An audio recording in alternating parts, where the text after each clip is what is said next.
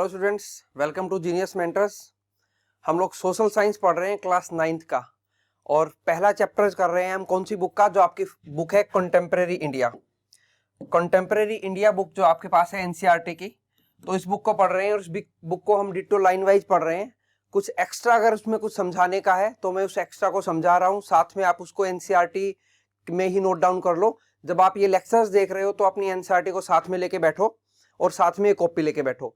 अगर आपको कुछ एक्स्ट्रा बताया जा रहा है तो आप अगर एनसीईआरटी में जगह है तो वहां पे नोट डाउन कर लो, नहीं तो आप बुक में नोट डाउन कर लो। आपके पास जो एनसीईआरटी है वो प्लस ये वीडियो सफिशिएंट है और मोर देन सफिशिएंट है आपके पेपर्स के लिए, एग्जाम के लिए और आपकी नॉलेज के लिए, जितना आपको 9th क्लास में जानना है सोशल साइंस को। ठीक है, इसके बेस पे जितने भी कॉम्पिटिटिव एग्जाम्स भी होंगे आगे जो 9th क्लास या 10th क्लास में आप दोगे, उनका सिलेबस भी हमने इसमें ही कवर कर लिया है। आपको इससे बाहर से कुछ भी नहीं आएगा।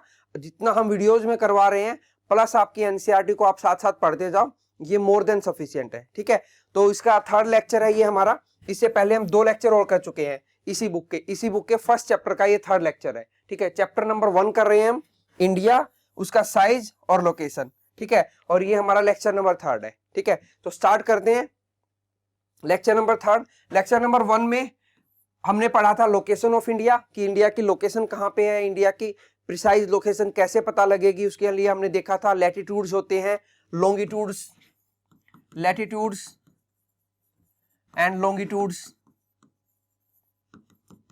ये देखे थे। ठीक है, देन उसके बाद हमने साइज देखा कि इंडिया का साइज कितना है, टोटल साइज कितना है इंडिया का। ठीक है, इंडिया में पॉपुलेशन कितने % है, एरिया कितने % है वर्ल्ड का। ठीक है, साइज में कौन से नंबर की कंट्री है इंडिया। ठीक है, तो देख के बताना कि यह आपको याद हो जाना चाहिए अभी तक कि कौन से नंबर की कंट्री है इंडिया। ठीक है, नीचे कमेंट बॉक्स में आप लिख दो कि इंडिया का कौन सा नंबर है साइज के बेस पे, एरिया में जो साइज है उसके बेस पे वर्ल्ड के अंदर। ठीक है, आज हम पढ़ेंगे इंडिया एंड वर्ल्ड। क्या पढ़ेंगे आज हम? इंडिया और वर्ल्ड, कि इंडिया के वर्ल्ड के साथ कैसे कनेक्शन है, वो सारा का सारा हम पढ़ने वाले हैं। ठीक है, तो स्टार्ट करते हैं इंडिया एंड द वर्ल्ड। ठीक है, आप भी एनसीईआरटी खोल लो, हम डिट्टो एनसीईआरटी पढ़ रहे हैं साथ में और वो मोर देन सफिशिएंट है। मैं दोबारा से बता देता हूं, Indian landmass has a central location between east and the west Asia. ये कह रहा है कि इंडिया का जो लैंडमास है ये, ठीक है, ये इधर हो गया वेस्ट एशिया, ये सारा पोर्शन। ठीक है, ये हो गया वेस्ट एशिया, वेस्ट एशिया। ठीक है, और इधर हो गया ये सारा ईस्ट एशिया, ईस्ट एशिया। तो इंडिया जो है वो वेस्ट और ईस्ट के बीच में है, सेंटर में। ठीक है, यही बात इसने बोली है, Indian landmass has a central location, central मतलब बीच में। ठीक है, between east and west Asia.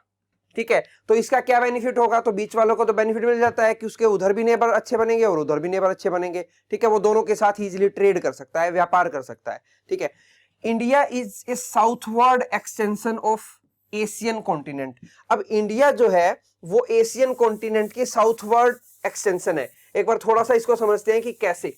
अब देखो, ये है एशियन कॉन्टिनेंट, ये पूरा का पूरा यहां तक, ये सारा का सारा ये एशियन कॉन्टिनेंट है। ठीक है, इस एशियन कॉन्टिनेंट में अगर हम देखें तो इसके यहां पे हम मैप ड्रॉ करें, मैप नहीं सॉरी डायरेक्शन ड्रॉ करें, तो ये होगी नॉर्थ डायरेक्शन, ये होगी साउथ, ये होगी ईस्ट और ये होगी वेस्ट। तो हमने अभी थोड़ी देर पहले पढ़ा था, ये हो गया वेस्ट एशिया। ठीक है, ये हो गया ईस्ट एशिया, तो ये कौन सा एशिया है? South Asia. तो यही इसने बोला है, India is a southward extension of the Asian continent, कि एशिया कॉन्टिनेंट में इंडिया साउथ में आता है। ठीक है, then trans Indian ocean route, trans मतलब बियॉन्ड, उससे आगे। ठीक है, मतलब ये इंडियन ओशियन है, ये इंडियन ओशियन है पूरा का पूरा, ये इंडियन ओशियन है। ठीक है, तो इंडियन ओशियन से बाहर जो रूट होंगे, ये रूट जैसे यहां से होते हुए ये रूट, तो इस रूट को हम बोल देंगे ट्रांस इंडियन ओशियन रूट। मतलब ये इंडियन ओशियन से बाहर है, ट्रांस मतलब बाहर, एक तरह से आप ये बोल सकते हो। तो trans Indian ocean route which connect the countries of Europe in the west. ठीक है, ये trans Indian ocean route west में अगर बढ़ाते हैं तो यूरोप की कंट्रीज से जाके मिल जाता है। देखो, यहां से होते हुए ये यूरोप की कंट्रीज से जाके मिल जाएगा। ठीक है, थोड़ा सा मैप को भी समझ ले। चलिए ये इंडियन ओशन है, इंडियन ओशन से यहां पे जब जाते हैं ये एरिया जिसको अभी रेड कर रहा हूं इसको बोलते हैं रेड सी, ठीक है, क्या बोलते हैं इसको, रेड सी। तो रेड सी से फिर जाते हैं मेडिटेरेनियन सी में, ये लिखा भी हुआ यहां पे मेडिटेरेनियन सी, और मेडिटेरेनियन सी से फिर पहुंच जाएंगे हम यूरोप। तो इंडियन ओशियन से हम गए रेड सी, और रेड सी से मेडिटेरेनियन सी, और मेडिटेरेनियन सी से हम कहां आ गए, यूरोप में आ गए। यही बोला है ट्रांस इंडियन ओशियन रूट, मतलब इंडियन ओशियन से बाहर का जो रूट है, connect the countries of Europe in the west. तो कंट्रीज को मतलब इंडिया को यूरोपियन कंट्री से जोड़ देता है, ठीक है। बाकी कंट्री से भी जोड़ेगा, ऑब्वियस सी बात है, अफ्रीका की कंट्री से भी जोड़ेगा, ये अफ्रीका कॉन्टिनेंट है ये सारा का सारा, ठीक है। और ये वेस्ट एशिया है, वेस्ट एशिया से भी जोड़ेगा, यूरोप से भी जोड़ेगा और अफ्रीका से भी जोड़ेगा। लेकिन स्पेशली यूरोप का इसलिए मेंशन कर रखा है, यूरोप इसलिए लिख रखा है बुक में क्योंकि यूरोपियन कंट्री जो है वो डेवलप्ड कंट्री है, तो हर कोई डेवलप्ड कंट्री के साथ जुड़ना चाहता है। डेवलप्ड कंट्री वो है जहां पे इकोनॉमी अच्छी है, मतलब जो अच्छा खासा जिनकी इकोनॉमी अच्छा खासा अर्न कर रहे हैं, जहां पे मैन्युफैक्चरिंग इंडस्ट्री अच्छी है। अभी मैंने वर्ड बोला ना डेवलप्ड कंट्री, ठीक है। इंडिया क्या है, इंडिया है डेवलपिंग कंट्री, और एक और होता है अंडर डेवलप्ड,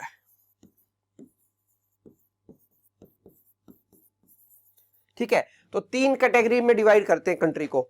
डेवलप्ड कंट्री जो विकसित देश है, जहां पे मतलब एक तरह से आप बोल सकते हो कि जहां पे लोगों की पर कैपिटा इनकम, मतलब पर कैपिटा इनकम का मतलब है कि जहां पे लोगों के पास जो मंथली इनकम है वो अच्छी खासी है। एक सिंपल वे में आप ये समझ सकते हो कि सभी लोग लगभग एजुकेटेड हैं, एजुकेशन की रेट बहुत ज्यादा है और अर्निंग की रेट भी बहुत ज्यादा है, लोग अच्छा खासा अर्न कर रहे हैं। सिंपल वे में उसको हम बोल देंगे डेवलप्ड कंट्री है। तो कौन कौन सी डेवलप्ड कंट्री है नाम बताना, USA United state of America developed country है, कनाडा डेवलप्ड कंट्री है, जितनी भी यूरोपियन कंट्री हैं वो सारी की सारी, जितनी भी यूरोपियन कंट्री है मतलब यूरोप कॉन्टिनेंट की जो कंट्री है वो सारी डेवलप्ड कंट्री है। तो हमारे यहाँ पे इंडिया में क्या है, यहाँ पे एजुकेशन रेट धीरे धीरे बढ़ रहा है, हमारा अर्निंग भी धीरे धीरे बढ़ रहा है, लोगों पर कैपिटा अर्निंग, मतलब पर कैपिटा का मतलब है कि एक पर्सन कितना अर्न कर रहा है, तो वो धीरे धीरे बढ़ रहा है, ठीक है। ये इकोनॉमिक्स का कंसेप्ट है, इसको हम बाद में इकोनॉमिक्स में भी पढ़ेंगे, ठीक है। तो वो हो गई डेवलपिंग कंट्री। फिर आ गया अंडर डेवलप्ड कंट्री, वो कंट्री जहां पे एजुकेशन बहुत कम है, लोगों के पास पैसा ही नहीं है, लोगों की इनकम ही नहीं है, जैसे अफ्रीकन कंट्रीज आती हैं अंडर डेवलप्ड कंट्रीज में, ठीक है। क्लियर है। तो इसलिए यहां पे ये मेंशन कर रखा था कि ट्रांस इंडियन रूट जो है वो यूरोप से जुड़ता है, तो अदरवाइज वेस्ट में वो अफ्रीका से भी जुड़ता है, ठीक है। लेकिन अफ्रीका से जुड़ने का कोई बेनिफिट नहीं है क्योंकि वहां पे जो है अंडर डेवलप्ड कंट्री है, ठीक है। उसका अपना बेनिफिट है, हालांकि ऐसा नहीं कि उसका बेनिफिट नहीं है, उसका बेनिफिट है, वो अपना बेनिफिट है, उसको फिर हम इकोनॉमिक्स में देखेंगे ज्यादा डिटेल में। Then the countries of the east Asia provide a strategic का मतलब होता है important, central location to the India, और इधर से ये सारी की सारी एशियन कंट्री हैं, ठीक है। यहाँ पे थाईलैंड है, म्यांमार है, लाओस है, यहाँ ये, ठीक है। और ये इधर हो गया इंडोनेशिया हो गया, तो ये ईस्टर्न कंट्री है, ईस्ट एशिया की कंट्री। तो इधर ईस्ट एशिया की कंट्री, उधर वेस्ट में यूरोप वगैरह, ये सारी मिला के इंडिया की लोकेशन जो है वो सेंट्रल है। सेंट्रल का मतलब वैसे भी हो जाता है बीच में, तो वो एक इंपॉर्टेंट पोजीशन है। इंपॉर्टेंट क्यों है कोई पूछ ले, क्योंकि हम दोनों तरफ ट्रेड कर सकते हैं। अब इन कंट्रीज को, यूरोपियन कंट्रीज को यहाँ पे ट्रेड करना हो तो इनको थोड़ी सी मुश्किल हो जाएगी यहाँ तक आते हुए, लेकिन इंडिया यहाँ भी आराम से जा सकता है और यहाँ भी आराम से जा सकता है, ठीक है। तो इसलिए हमारी स्ट्रेटेजिक पोजीशन है, स्ट्रेटेजिक का मतलब इंपॉर्टेंट पोजीशन है, ठीक है। नेक्स्ट चलते हैं। Note that the Deccan peninsula, peninsula मैंने बताया था लैंड का वो हिस्सा होता है जो तीन तरफ से पानी से घिरा हो, ये ऐसा, ये लैंड का वो हिस्सा जो तीन तरफ से पानी से घिरा हो, इसके तीनों तरफ पानी होगा, ठीक है। तो डेक्कन, दक्षिण का पेनिनसुला, डेक्कन पेनिनसुला, ये है डेक्कन पेनिनसुला, ठीक है। ये पूरा ये डेक्कन पेनिनसुला है ट्रायंगल के आकार का। तो डेक्कन पेनिनसुला प्रोट्रूड्स का मतलब होता है निकला हुआ नीचे, मतलब यहां से अगर आप देखोगे तो ये निकला हुआ भाग है, कहाँ निकला हुआ है ये इंडियन ओशियन में, ये नीचे इंडियन ओशियन है। तो डेक्कन पेनिनसुला प्रोट्रूड्स मतलब निकला हुआ नीचे, into Indian ocean, thus helping India to establish a close contact with the West Asia, Africa, Europe from the western coast। मतलब वेस्टर्न कोस्ट जो हमारा है ये वाला कोस्ट, ये कह रहा है कि जो इंडिया का डेक्कन प्लेटू है, ये डेक्कन प्लेटू, और इसको डेक्कन पेनिनसुला भी बोल देते हैं, ठीक है। प्लेटू और पेनिनसुला को भी हम पढ़ेंगे डिटेल में क्या होते हैं, दोनों अलग होते हैं, ठीक है। तो ये डेक्कन पेनिनसुला जो है ये इंडियन ओशियन में निकला हुआ है, इसकी वजह से ये हमारा बन गया वेस्ट कोस्ट, ये हमारा बन गया ईस्ट कोस्ट। तो वेस्ट कोस्ट से हम आराम से यूरोपियन कंट्रीज के साथ जुड़ सकते हैं, क्योंकि इधर यूरोपियन कंट्रीज हैं। ये देख लो, बड़ा करके दिखाते हैं डायग्राम को दोबारा से, ये देखो। तो इंडियन ओशियन में आने की वजह से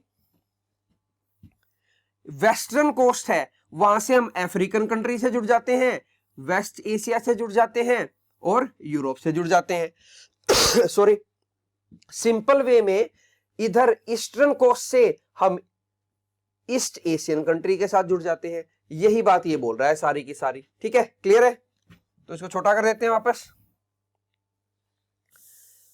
तो ये हमने पढ़ा कि डेक्कन पेनिनसुला के नीचे निकले होने की वजह से, इंडियन ओशियन में नीचे निकले होने की वजह से हम वेस्ट में कुछ कंट्रीज के साथ आराम से ट्रेड कर सकते हैं और ईस्ट में कुछ कंट्रीज के साथ आराम से ट्रेड कर सकते हैं, क्योंकि ट्रेड जो है वो मैक्सिमम जो होता है वो सी रूट से होता है। वर्ल्ड का 70% लगभग ट्रेड जो है कंट्रीज के बीच में वो सी रूट से होता है, ये ध्यान रखना आप, ठीक है। सी रूट से मैक्सिमम ट्रेड होता है। बड़े बड़े कंटेनर चले जाते हैं जो लैंड रूट से लेके जाने मुश्किल है, क्योंकि लैंड रूट आड़ा टेढ़ा है, कहीं पहाड़ है कहीं पानी है, तो वहां पे कहीं नदी आ जाती है तो वहां से जाना मुश्किल होता है, और वाटर में सीधा जाते हैं तो बड़े बड़े कंटेनर चले जाते हैं बड़े बड़े जहाजों में। तो मैक्सिमम जो ट्रेड होता है वर्ल्ड के अंदर वो किससे होता है, वो होता है सी रूट से। नाउ यही लिखा है with south east and east Asia from the eastern coast. Eastern coast से हम ईस्ट एशिया कंट्री की तरफ चले जाते हैं और वेस्टर्न कोस्ट से वेस्ट एशिया कंट्रीज की तरफ चले जाते हैं और अफ्रीका की तरफ चले जाते हैं और यूरोप की तरफ चले जाते हैं। No other country has a long coastline. Coastline मतलब ये, इसको बोल रहा है कोस्ट लाइन, जो पानी में लगती हुई बाउंड्री है, ये coastline. No other country, कोई दूसरी कंट्री ऐसी नहीं है जिसकी इतनी लंबी कोस्ट लाइन हो। कहां पे, इंडियन ओशियन में। जो ये नीचे है ये सारा ये इंडियन ओशियन है। इंडियन ओशियन में इंडिया को छोड़ के किसी भी कंट्री की इतनी बड़ी कोस्ट लाइन नहीं है, और उस कोस्ट लाइन का बेनिफिट क्या है कि हम लोग सी ट्रेड कर पाते हैं ये दोनों साइड की कंट्रीज के साथ बहुत आराम से। Now as India has and indeed, वास्तव में it is India's eminent, eminent मतलब इंपॉर्टेंट एक तरह से आप बोल सकते हो, ठीक है, प्रभाव छोड़ने वाली जिसको हम हिंदी में बोलेंगे, ठीक है, इंप्रेस करने वाली position in the Indian ocean. और इंडिया की इंडियन ओशियन में बहुत ही इंप्रेसिव पोजीशन है एक, ठीक है।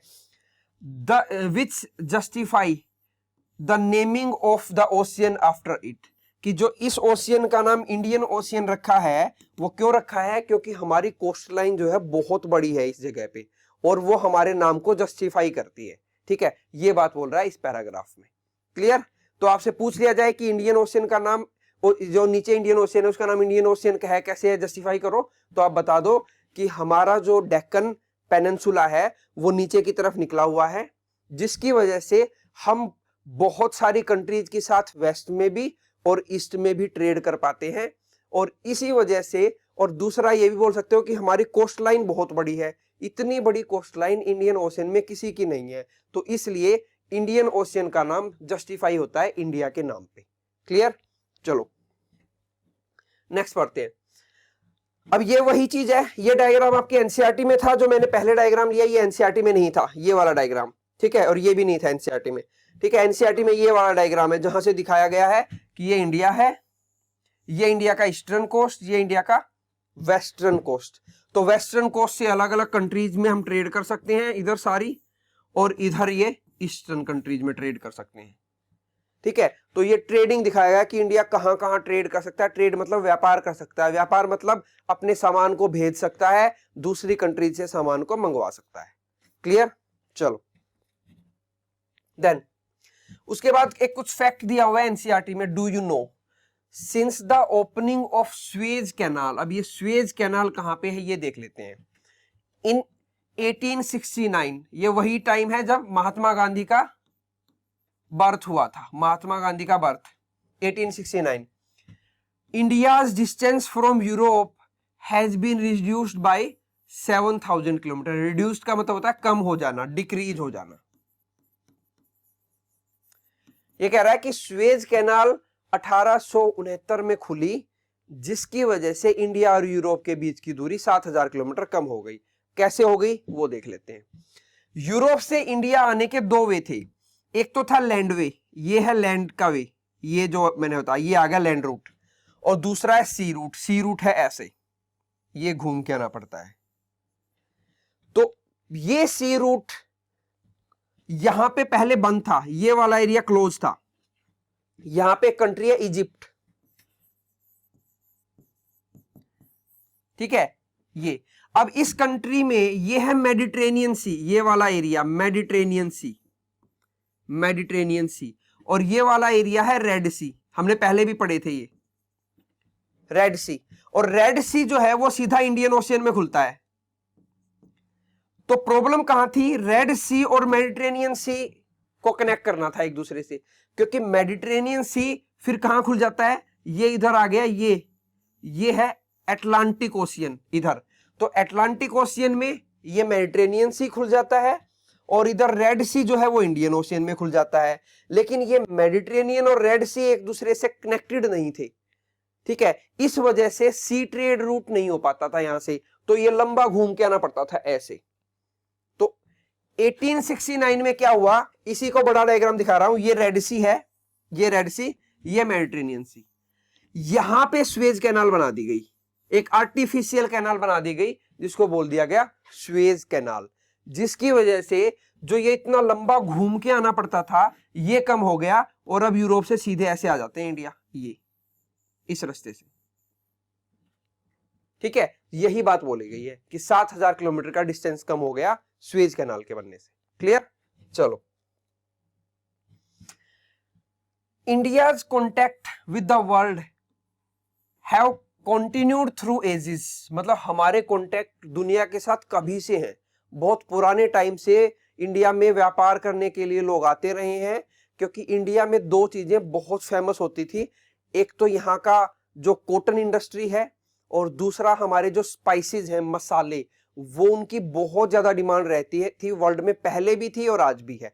तो हमारे यहाँ पे ट्रेड जो है वो वर्षों से चला रहा है, बहुत पुराने टाइम से, ठीक है। तो यही ये बोल रहा है, India's contact with the world have continued through ages, मतलब बहुत सालों साल चलता रहा है व्यापार हमारा। बट हर मतलब इंडिया के लिए यूज किया है। Relationship through the land route are much older than her maritime contact. Maritime मतलब रिलेटेड टू सी या ओशियन। ये कह रहा है कि इंडिया का जो कनेक्शन है बाकी कंट्रीज के साथ, वो लैंड कनेक्शन बहुत पुराना है, लेकिन जो सी रूट का कनेक्शन है वो ज्यादा पुराना नहीं है, क्योंकि हम सबने पढ़ा है कि सी रूट तो इंडिया के लिए डिस्कवर हुआ था 1498 में, और किसने डिस्कवर किया था? Vasco D gamma. एक पर्सन था वास्को डी गामा, पुर्तगाल का, ठीक है, उसने डिस्कवर किया था इंडिया के लिए सी रूट। तो उससे पहले, सी रूट से पहले कैसे आते थे? लैंड रूट से। कैसे देख लेते हैं वो भी एक बार। ये देखो,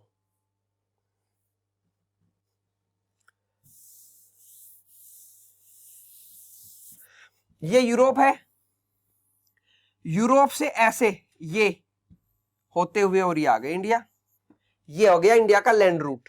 तो पहले इसी लैंड रूट से आते थे सभी, ठीक है, सी रूट था ही नहीं। लेकिन बाद में कुछ परिस्थितियां ऐसी बनी, कुछ कंडीशन ऐसी बनी कि यहां पे एक रोमन एम्पायर होता था पहले, वो हट गया, क्योंकि उसके बाद यहाँ पे अरब मुस्लिम जो थे उनका शासन आ गया था।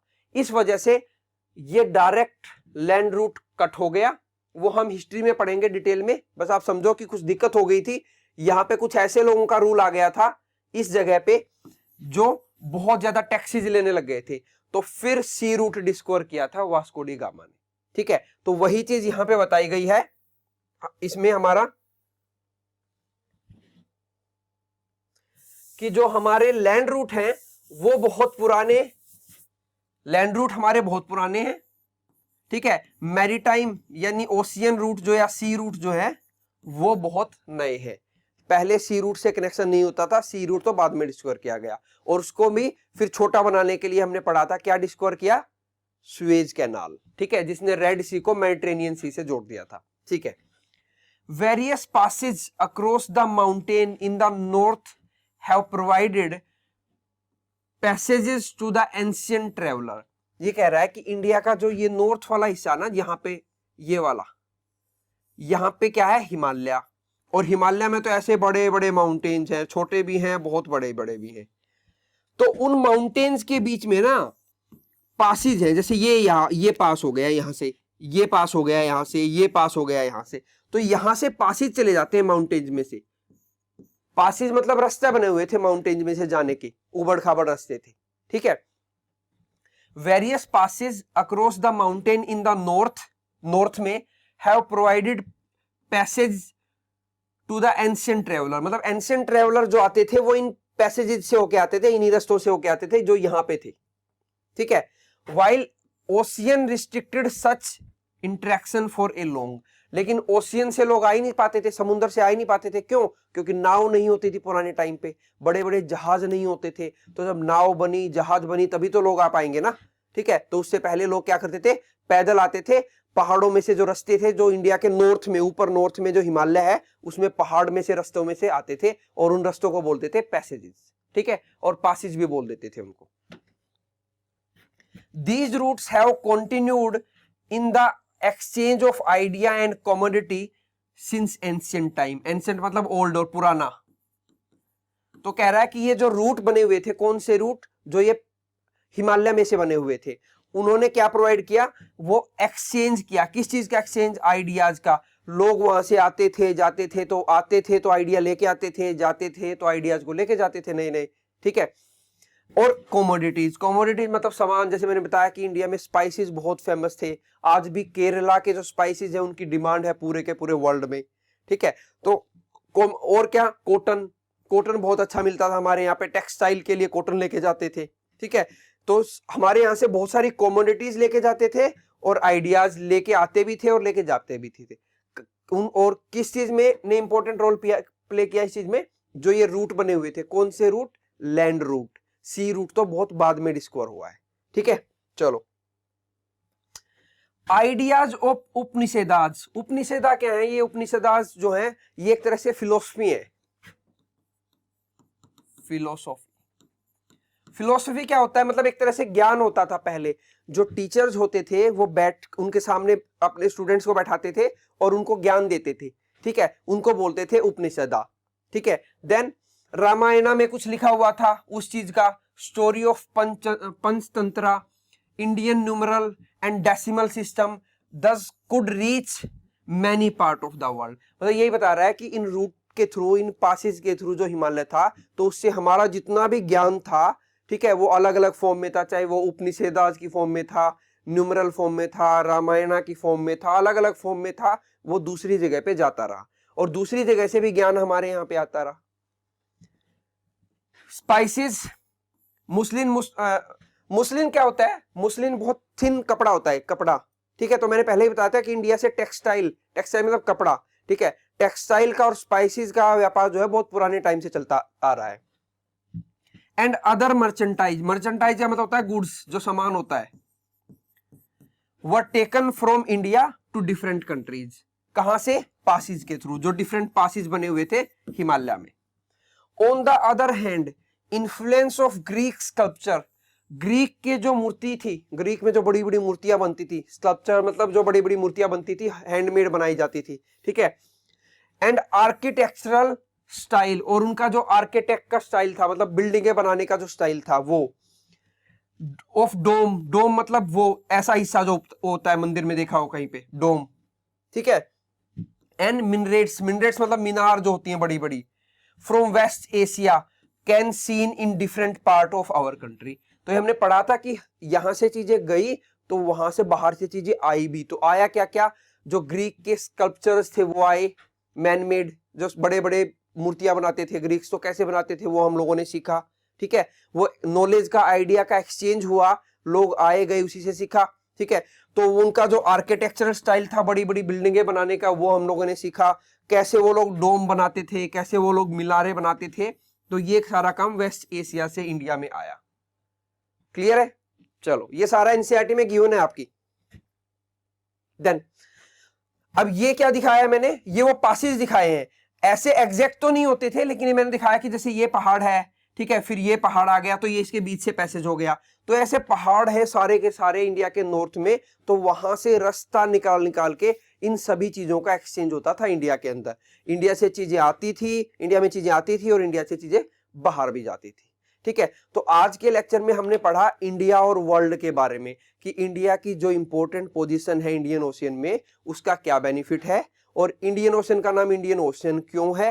ठीक है, और इंडिया कैसे कैसे अपने वेस्ट में और ईस्ट में कैसे कैसे ट्रेड करता है और किन किन चीजों का ट्रेड करता है। ठीक है, नेक्स्ट लेक्चर में हम फिर पढ़ेंगे। एक और टॉपिक हमारा बच गया है पहले चैप्टर का, इंडिया और उसका नेबरहुड, मतलब जो हमारी नेबरिंग कंट्रीज है वो और बच गया है। ठीक है, तो इन वीडियोस को आप देखते रहिए, शेयर कीजिए। अगर आपको लगता है कि किसी आपका कोई फ्रेंड देखेगा उसको भी बेनिफिट मिलेगा तो आप शेयर भी कर सकते हैं। अगर यूट्यूब पे आप इनको देख रहे हैं तो आप कमेंट कर सकते हैं, कोई आपका क्वेश्चन है तो वो पूछ सकते हैं नीचे लिख के। ठीक है, till then bye, take care.